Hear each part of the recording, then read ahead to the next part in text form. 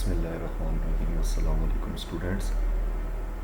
Today we are starting our lecture number 7 from chapter number 4. The topic is states of equilibrium. जैसा कि students हम पहले discuss कर चुके हैं कि हमारे पास इक्विलिब्रियम के लिए दो कंडीशंस होती हैं, first condition of equilibrium and second condition of equilibrium. Now we discuss states of equilibrium. First of all we discuss stable equilibrium. Consider a book lying on the table. Tilt the book slightly about its one edge by lifting it from the opposite side as shown in figure 4.33. अच्छा students, जैसा कि आप इस figure में देख सकते हो कि आपके पास एक बुक है जिसको हमने हॉरिजॉन्टल सरफेस पे प्लेस करवाया हुआ है. This point is centre of gravity of that book. अब जब हम इस बुक को थोड़ा सा टिल्ट करते हैं through some angle and then release करते हैं, ये बुक अगर वापस अपनी इसी प्रीवियस पोजीशन पे वापस आ जाती है तो देन हम कहते हैं कि ये बुक स्टेबल इक्विलिब्रियम में. मींस कि अगर कोई भी बॉडी अपनी प्रीवियस पोजीशन से डिस्टर्ब हो और जब उसको रिलीज़ किया जाए तो वो वापस अपनी उसी प्रीवियस पोजीशन पे वापस आ जाए तो हम कहते हैं वो बॉडी स्टेबल इक्विलिब्रियम में है. A body is said to be in stable equilibrium if after a slightest tilt it returns to its previous position. When a body is in stable equilibrium, its center of gravity is at lowest position. अच्छा student, आज आप देख सकते हैं कि इस position में centre of gravity body की लोएस्ट पोजीशन पे थी. हमने बॉडी को टिल्ट करवाया, पिक्चर बी में आप देख सकते हैं. अब सेंटर ऑफ ग्रेविटी इस पहली पोजीशन से राइज कर गया. देन अगेन जिस टाइम हमने इसको रिलीज़ किया तो सेंटर ऑफ ग्रेविटी अगेन अपनी प्रीवियस पोजीशन पे वापस आ गया. तो ये आपके पास सेंटर ऑफ ग्रेविटी की कंडीशंस थी in term of stable equilibrium के. स्टार्ट में स्टेबल इक्विलिब्रियम में सेंटर ऑफ ग्रेविटी आपका लोएस्ट पॉइंट पे होता है. देन हम टिल्ट करते हैं, हाईएस्ट पॉइंट पे जाता है, रिलीज़ करते हैं, अगेन लोएस्ट पॉइंट पे आ जाता है. तो इस वजह से हम कह सकते हैं कि स्टेबल इक्विलिब्रियम में बुक. इसी तरह का एक और केस डिस्कस करते हैं. हम देखें, इसमें तो हम हॉरिजॉन्टली प्लेस करवा रहे थे इस बुक को. अगर हम इसी बुक को वर्टिकल एंगल पे किसी जगह पे प्लेस करें तो ये लाइन जो सी आपको ए डायग्राम में नज़र आ रही है, this is axis of gravity. तो ये एक्सिस ऑफ ग्रेविटी स्टूडेंट्स जब तक इस बुक के बेस पर लाई करेगा तब तक ये बुक अपनी स्टेबल इक्विलिब्रियम में रहेगी. जैसा कि आप इस डायग्राम बी में देख सकते हैं कि हमने बुक को टिल्ट किया, लेकिन इतना टिल्ट किया कि ये एक्सिस जो सा है ये उसकी बेस से बाहर नहीं निकल सकता. तो इस कंडीशन में जब हम बुक को रिलीज़ करेंगे पिक्चर बी में तो ये बुक अगेन अपनी प्रीवियस पोजीशन पे आ जाएगी. लेकिन अगर हमारे पास कोई केस ऐसा आता है कि हम बुक को इतना टिल्ट कर लेते हैं कि उसका एक्सिस ऑफ ग्रेविटी उसकी बेस में से बाहर निकल जाता है, जैसा कि आप इस डायग्राम सी में देख सकते हैं, तो देन ये बुक अपनी प्रीवियस पोजीशन में वापस नहीं आएगी बल्कि एक न्यू पोजीशन अटेन कर लेगी स्टेबल इक्विलिब्रियम की. इसको चेक करते हैं. Consider a block as shown in figure 4.34. When the block is tilted its centre of gravity rises. If the vertical line through G passes through its base in the tilted position as shown in figure B, the block returns to its previous position. If the vertical line through G gets out of its base as shown in figure 4.34C, the block does not return to its previous position. It topples over its base and moves to new stable equilibrium position. इन diagrams को हम discuss कर रहे हैं. That is why a vehicle is made heavy at its bottom to keep its centre of gravity as low as possible. यही बात है students कि जैसे कि हमने देखा होगा कि हमारे पास व्हीकल्स जो सी बॉटम से हैवी बनाई जाती हैं तो उसका एक ही रीज़न होता है कि उनके सेंटर ऑफ ग्रेविटी को हम जितना लो रख सकें उतना हमारे लिए वो स्टेबल हो सकती हैं. A lower center of gravity makes it stable. Moreover, the base of a vehicle is made wide so that the vertical line passes through its center of gravity should not get out of its base during a turn. और दूसरी बात students उसने ये discuss की कि हमारे पास जो सी base होती है व्हीकल्स की उनको बहुत वाइड बनाया जाता है. वजह ये होती है कि जो सी सेंटर ऑफ ग्रेविटी की लाइन पास कर रही होती है, बेस को वाइड बनाने का मकसद ये होता है कि ये ग्रेविटी की लाइन उस बेस से बाहर ना निकल जाए जिस टाइम वो गाड़ी टर्न कर रही हो.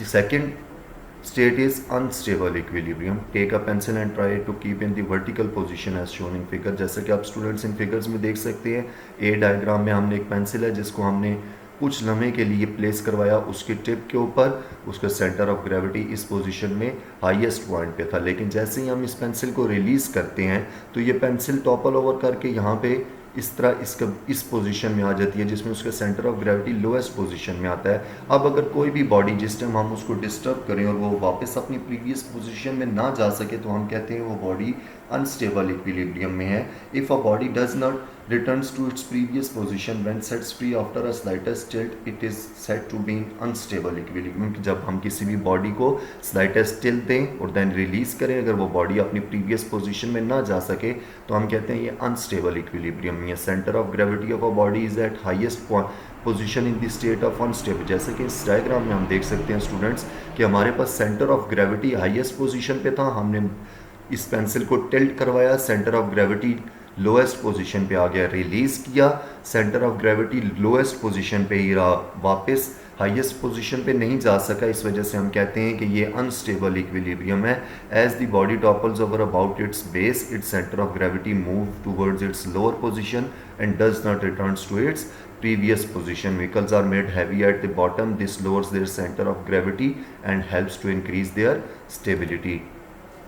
Next is neutral equilibrium। Take a ball and place it on a horizontal surface as shown in figure। यहाँ पे आप फिगर में देख सकते हैं कि ये दो बॉल्स हैं। Roll the ball over the surface and leave it after displacing it from its previous position. उन्होंने कहा कि हम इसको डिस्प्लेस करवाते हैं, इस पर फोर्स अप्लाई करेंगे इसकी प्रीवियस पोजीशन से, it remains in the new position and does not returns to its previous position. तो बॉल अपनी न्यू पोजीशन में आ जाएगी और अपनी इस प्रीवियस पोजीशन में वापस नहीं जा सकती। This is called neutral equilibrium. If a body remains in its new position when disturbed from its previous position it is said to be in a state of neutral equilibrium। कि जिस time हम किसी भी body को disturb करें उसकी previous position से वो एक न्यू पोजीशन अटेन कर ले तो हम कहते हैं वो बॉडी न्यूट्रल इक्विलिब्रियम में है। यहाँ पे डायग्राम में आप देख सकते हैं, ए डायग्राम में a ball is placed on a horizontal surface, B में the ball is remains in its new displaced position। Neutral equilibrium में all the new states in which a body is moved are the stable states and the body remains in new state।